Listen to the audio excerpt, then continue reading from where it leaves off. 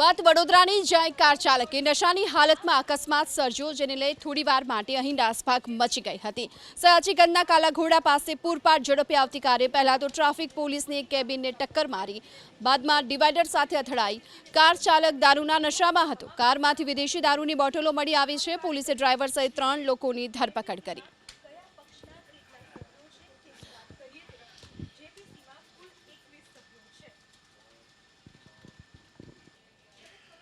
વડોદરાના નિઝામપુરામાં 2.5 કરોડના ખર્ચે એક અતિથિ ગૃહ તો બનાવી દેવામાં આવ્યું, પરંતુ હાલ આ અતિથિ ગૃહ વિવાદમાં આવ્યું છે।